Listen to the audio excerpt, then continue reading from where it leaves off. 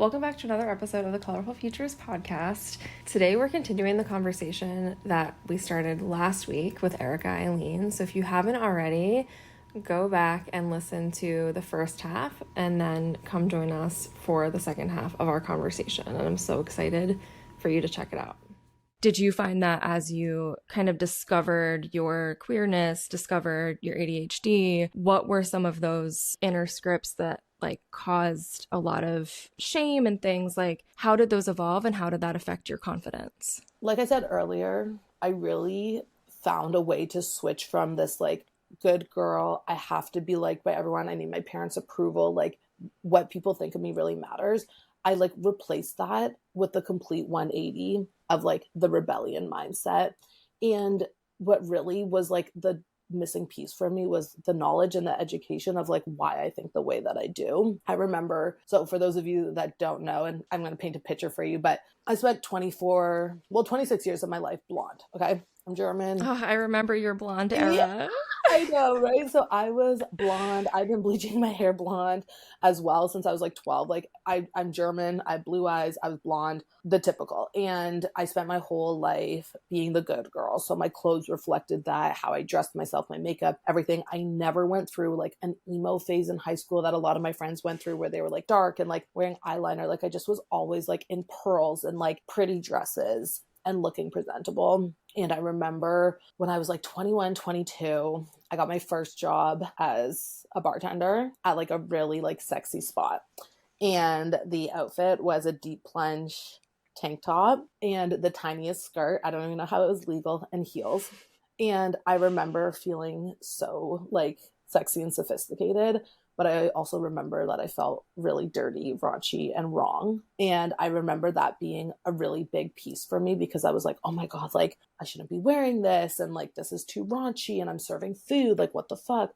Then I started making a lot of money. And I was oh, okay, I get it. And so that's kind of where my brain also started to switch at that phase of my life to always wanting to have dark features, being tatted.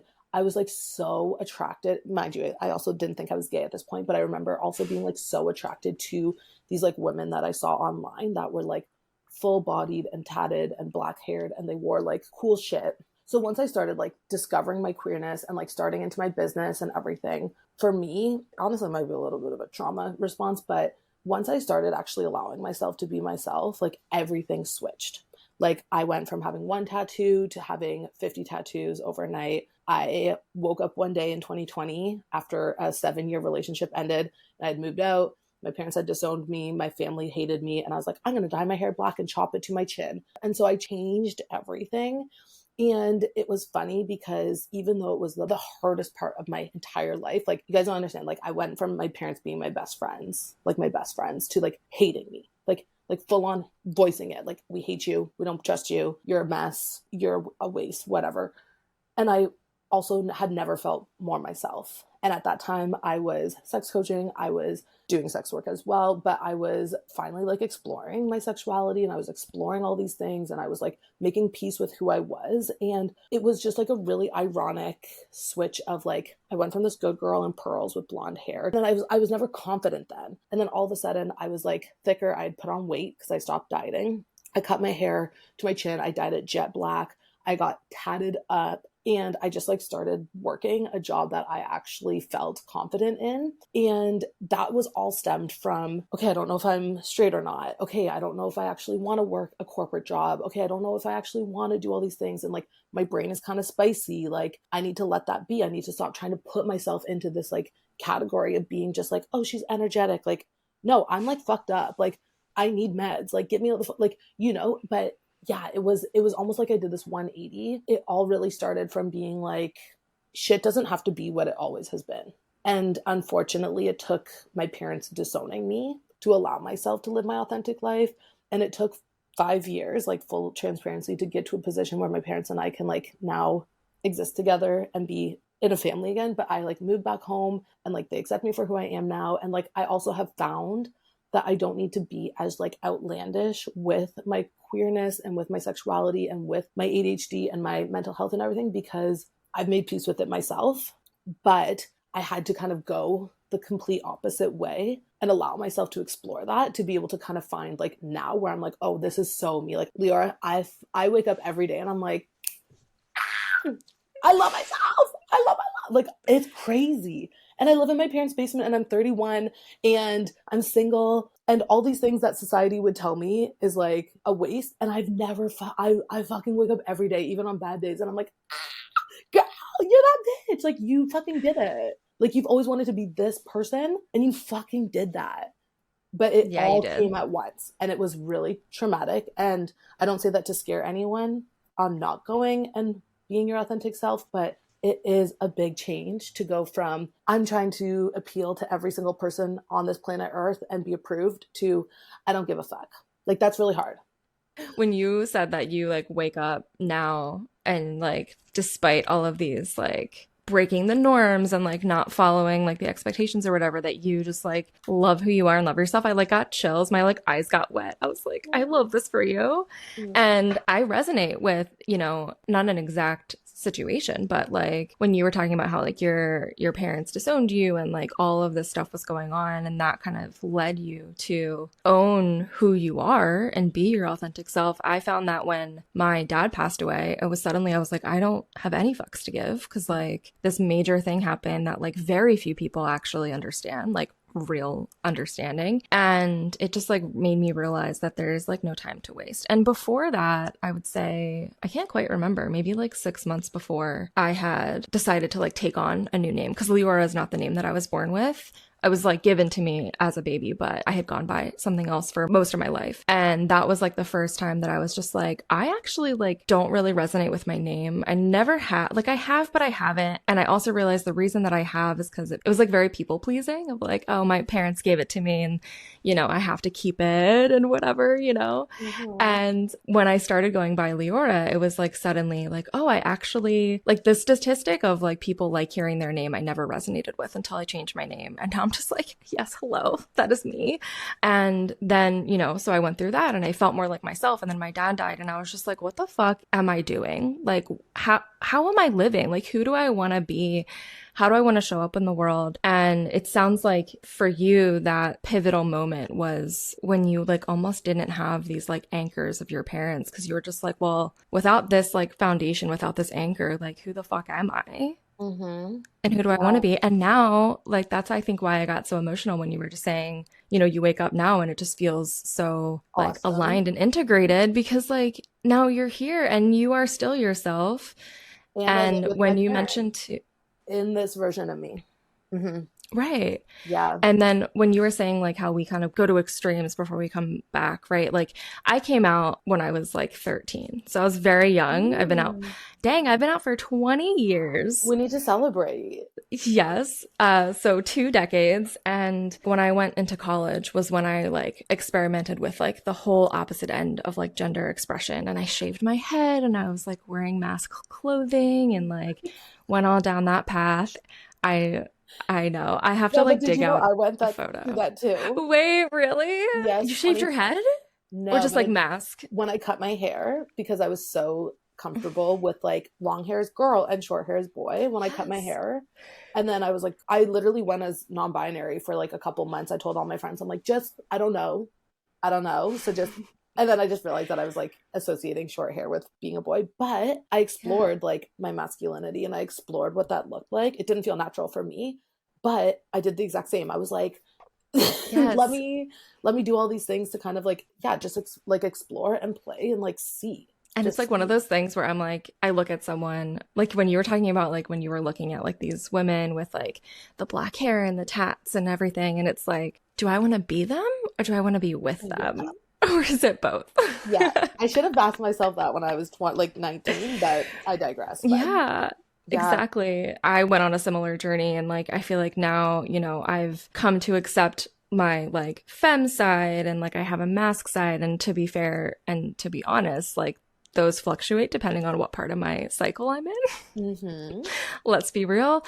But I just feel like that journey and like allowing yourself to go through all of those stages and explore and experiment and just like be okay with that is so crucial. And I feel like you went through something very similar. Yeah, I get a lot of questions like in my Ask Erika that I do every week and like with clients about like fashion and self-expression. And I'm always like, where the fuck is this coming from? Like, I am a confidence coach. Why the fuck are people paying $100 to have a consult with me to talk about their looks and what tattoos they should get and all of these things? And then I very quickly like snap my brain back into what I know. And the truth is like how you express yourself, like it matters so much. And funny that you were talking about like your fashion and how you like play with it in different parts of your cycle. A couple of days ago, I saw a TikTok. I opened TikTok and there was this girl that I used to follow like in 2020 when I was first on TikTok on like my first page 7 pages ago. And I was like, oh my God, Anya. And she was like, point of view, your fashion sense is tomboy femme. And I was like, oh, and like parts of my brain started tingling. And I was like, what is going on with me right now? So I went on her page.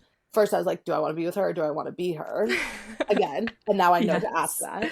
And as I was scrolling, I realized that I was like discovering a part of my own personal identity and my confidence in what she was sharing, because I had never been able to put a thought or like a label on how I feel best expressing myself. And then it was as simple as one TikTok of a girl being sometimes in a dress, but then sometimes also in like jorts and a shirt with a ball cap. But she was like so pretty with her makeup and her nails and all these things. And I was like, oh my God, I wear these exact outfits. This is me. And so as you move through like finding yourself, like one, you have to be able to be open-minded about change, but also two, like there are so many options of how you present yourself. And to go back to why people always ask me about fashion and everything, it's because I've gone from blonde and pearls to being the nature girly who like literally just was like wearing like Patagonia and North Face. And I've gone through like being quote unquote mask and trying that. And then I've allowed myself to be like, not the trad wife, but like, you know, cottage core, whatever. And now I'm like in this place where I'm like, I'm mixing all of it together and I feel so myself. And I think people can see that, right? And so when you allow yourself to be like, it's not just about being like, am I gay or not? It's also like, what do I want my name to be? Like when my parents and I were fighting, I originally in my business was going by my legal first and last name. And then I changed things to be my first and middle name. And very similar to you, I'm like, that's hot. Like that's so fucking sexy. This is a total different person. Erika Arf and Erika Eileen, 2 different people. And it can be as simple as like leaning in on that and allowing that to be what works for you, or finding a fashion sense that works for you. Like it goes so much deeper than just being like, oh, I'm queer and I'm chronically ill. And this, it's like, how do you deal with your chronic illness? How do you deal with your queerness? How do you deal and how do you present with your neurodivergence? Like, how do you allow yourself to be authentic? And like all those little pieces, it goes so deep, but it allows you to create this full picture of like who you are so that you can, again, wake up every day and be like, oh, I love this version of me. Like I allowed myself to get half a syringe of filler in my upper lip 2 years ago. It changed my life. And I, for so long was like, filler's so bad. Like only people who hate themselves get that, yada, yada, yada. Do you know how much I love my upper lip? I love it. Every day I look at my lips, I'm like, yes. And I haven't touched them since. Right. But again, it was allowing myself to be open to something that I used to be like, there's shame in that. Yeah. I found like when my nervous system is activated by something and I'm like, no, that's wrong. Or like, I'll never do that. That's my favorite. It's like the opposite. I've done like all for of such this a long time when people would talk about like not drinking, I'd be like, okay, like you're better than everyone. And then I stopped drinking for 3 years and I was just like, oh, you know, maybe that was like my way of actually like being really scared to approach a topic that like I so deeply needed to address. Yeah. But yeah, that's kind of unrelated to semi-related to what we were talking about. It is related. I was kind of the same. I learned in 2020 that I have addiction problems. I went from drinking like quite often in 2020 to deal with my emotional pain to not drinking for all of 2021 and 2022. Like I challenged myself to 6 months sober and then I did the whole year and then I just kept going. And then I also kind of got to the point where I was like, oh, alcohol is poison to the brain. Like I kind of got into this like high and almighty. And then one day I was in Portugal and I was sitting at the beach bar and this like woman came up to me and she sat beside me and she was me in 30 years. She was a salon owner in Dublin and she had 4 beauty salons and she was a boss babe and she retired her husband and her husband like loves her. Like he was like calling her. She was like, oh my God, babe, look at this. And he was like, oh my gosh, like all these things. And I saw my future. For the first time probably ever, I saw my future in someone. And I saw myself represented in a different age than what I was now, if that makes sense. And we were sitting there and it was sunset. And she looked at me and she's like, do you want to have a drink together? I would love to buy you a drink. She's like, you're so special. And I hadn't had a drink in over a year and a half. And I was like, yeah, I do. And that drink was the best drink I've ever had. And I felt so proud. I loved it. I loved the moment. I have pictures of it still. It's like literally up on my board still. Like that woman means a lot to me. And it was funny because yeah, like I just had to also go from being like, I didn't drink and like, I'm never drinking again to being like, oh yeah, Erika, like you're not fucking better just because you don't drink alcohol. Like you can change your mind. You can like also explore things and then you can also find a halfway through. But like you were saying, when you are someone that's like, no, like I could never, you're usually judging because you either don't feel like you could do it yourself or that it's something that you like actually maybe need. And just being open to exploring different things and needing different things at different time in your life will remove that shame and that structure that a lot of people hold themselves to.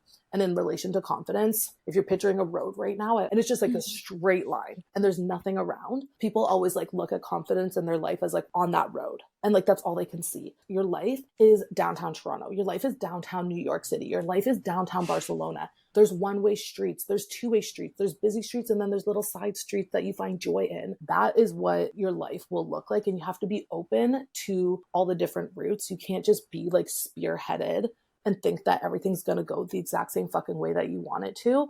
And the clients that have the most amount of success in my coaching reverse their motherfucking car. They get off that motherfucking street as fast as they can and they book their flight to the big city. And they're like, okay, this is scary. I don't know what this looks like. There's way more decisions here than there was on that street, but like there's also so many more options and there's so many more ways of walking around this city. Yes. And I feel like I kept thinking about like all these roads and like even roundabouts. I'm like, there's been so many times where I feel like I'm like going through the same fucking lessons all the time and the same shit and repeating until I'm finally like, wait, I can actually like leave this road and like keep moving like, forward. You know how some roundabouts are like really easy to get in and out, and then there's some where you're like, you see people in the roundabouts going 2 or 3 times because they don't know how to cross over to the lane and get out, but then you can see the moment that they start, right? And it's like, it's the exact same. Like some roundabouts are easy to remove themselves from and some are hard. And if you really want to be confident in any aspect of your life, you have to allow your confidence to be more open-minded. And same with your career, same with your relationships, like same with who you are as a person. Like if you are so gung-ho in being this one specific thing,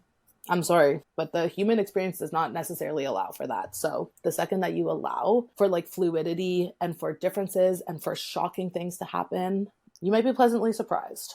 That's such a great note to end on. Mic drop. And I'm out. Yes. But it is. It is. You have to be really open. You have to be open. Everyone has to be open. Yes. Open-mindedness. What it's all about. Yeah. And sometimes it's good and sometimes it's bad, but you'll always learn a lesson regardless. Yeah. I love that. Well, thank you so much for joining me. This has been so lovely. I love talking with you, and I'm sure that the folks listening in our community will love it too.